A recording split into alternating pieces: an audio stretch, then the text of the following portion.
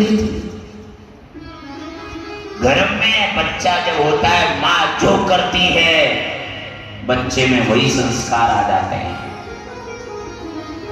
80 वर्ष का कोई बुजुर्ग है, कोई मोबाइल को सही ढंग से पकड़ना नहीं जानता है, अभी 2 महीना को बालक ना है पूरे मोबाइल खोल के लगा के सही सेट कर देगा।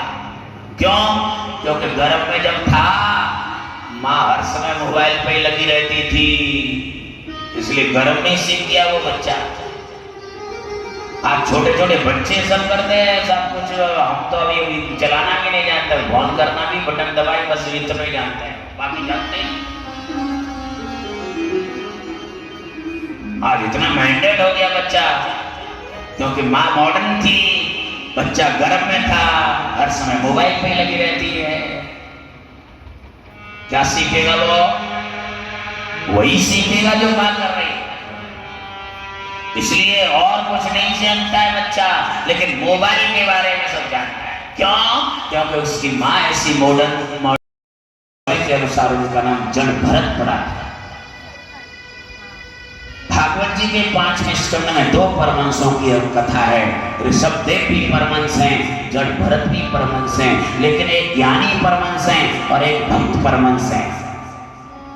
ज्ञानी सबको छोड़ने के लिए कहता है, घर छोड़ो, बीवी छोड़ो, बच्चे छोड़ो, परिवार छोड़ो। ये ज्ञान का मार्ग है। ज्ञान का मार्ग सबको छोड़ने के लिए कहता है। भक्ति का मार्ग क्या कहता है?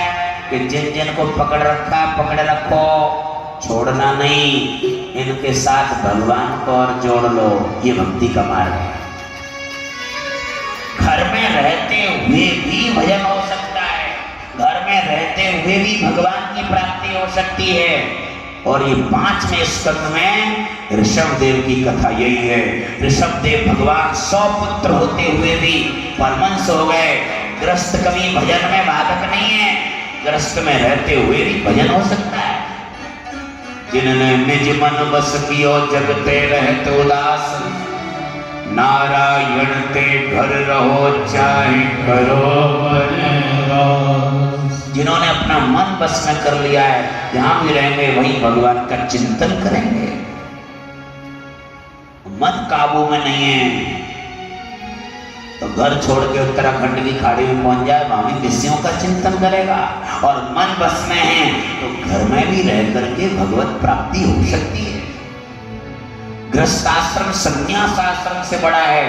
गृहस्थी अपने गृहस्थ धर्म का पालन करे तो गृहस्थ आश्रम संन्यास आश्रम से बड़ा है।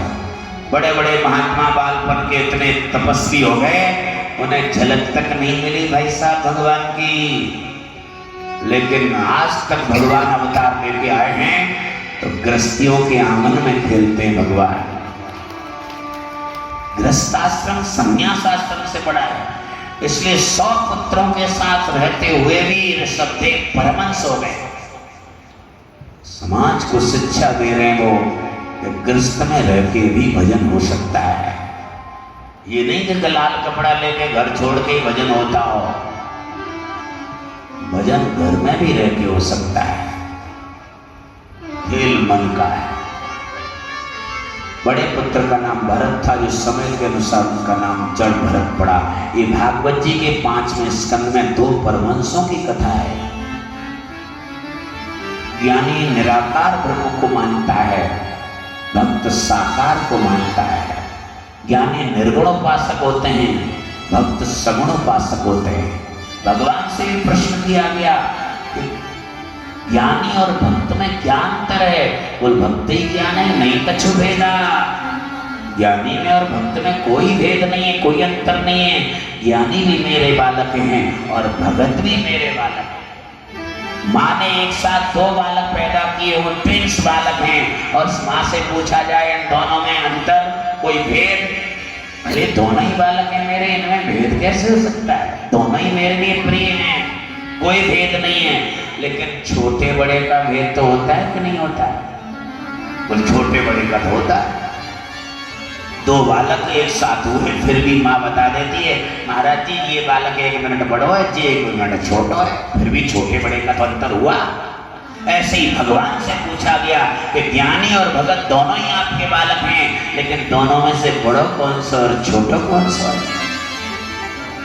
मोरे प्रौढ़ तनय सम ज्ञानी